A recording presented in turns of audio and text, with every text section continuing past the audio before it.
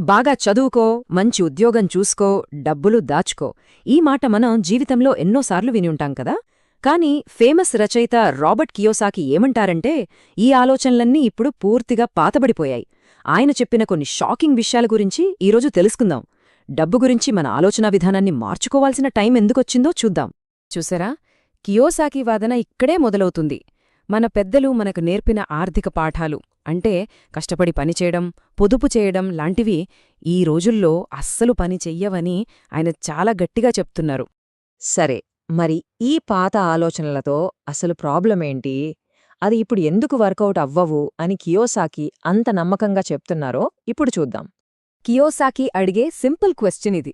ప్రభుత్వాలు కోట్లాది రూపాయల్ని ప్రింట్ చేస్తున్నప్పుడు మనం కష్టపడి దాచుకున్న డబ్బు విలువ ఆటోమేటిక్గా పడిపోతుంది. అందుకే ఈ సిస్టంలో ధనవంతులు ఇంకా ధనవంతులవుతారు, పేదవాళ్లు ఇంకా పేదవాళ్లుగా మిగిలిపోతారు అని ఆయన వాదిస్తున్నారు.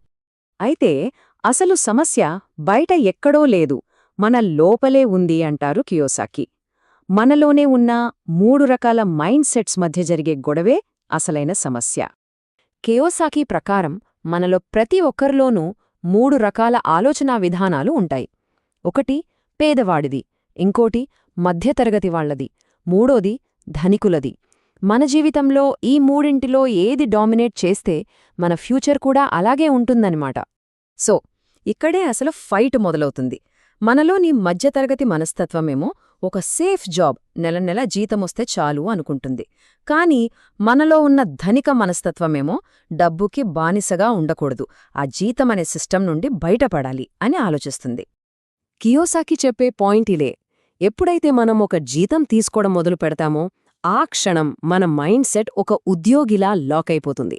ఆర్థిక స్వేచ్ఛకు ఇదే అతిపెద్ద అడ్డంకి అని ఆయన అంటారు. అయితే దీనికి కియోసాకి చెప్పే సొల్యూషన్ ఏంటి? ఒక వ్యవస్థాపకుడిలా, అంటే ఒక ఎంటర్‌ప్రెన్యూర్లా ఆలోచించడం మొదలుపెట్టడమే. ఎంటర్‌ప్రెన్యూర్ అంటే కేవలం ఒక బిజినెస్ ఓనర్ కాదు, అది ఒక మైండ్ సెట్.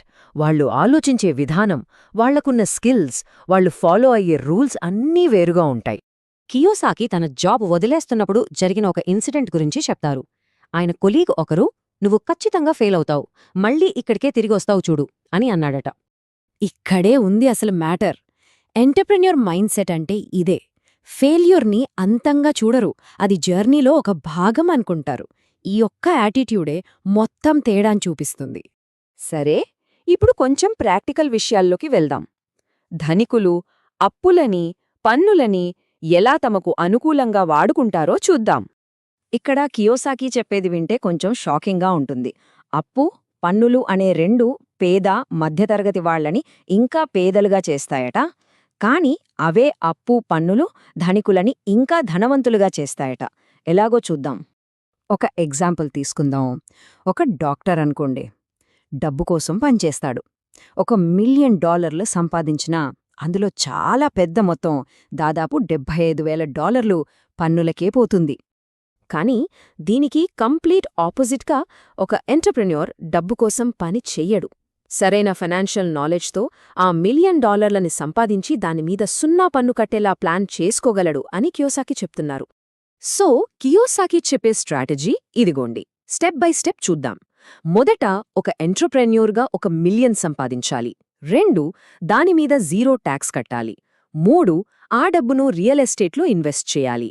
4 ఆ ఆస్తిని చూపించి బ్యాంక్ నుండి ఇంకా ఎక్కువ, అంటే 4 మిలియన్ల అప్పు తీసుకుని వ్యాపారాన్ని పెంచుకోవాలి. ఇంతకీ డబ్బులు దాచుకోవడం ఎందుకు అంత డేంజర్ అని కియోసాకి అంటున్నారో దాని వెనుక ఉన్న అసలు కారణాలు ఇప్పుడు చూద్దాం.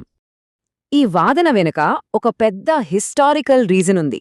1971లో అమెరికా డాలర్ను గోల్డ్ స్టాండర్డ్ నుండి వేరుచేశారు. కియోసాకి ప్రకారం ఆ రోజు నుండి డబ్బుకు సంబంధించిన రూల్స్ అన్నీ మారిపోయాయి.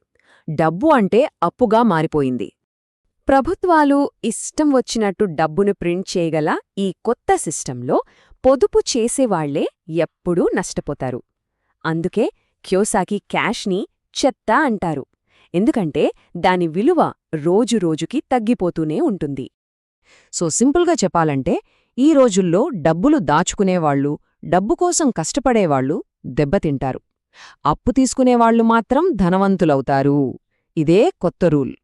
బయట దేశ ఆర్థిక వ్యవస్థ ఎలా ఉన్నా సరే అసలైన కంట్రోల్ మన చేతుల్లోనే ఉంటుంది.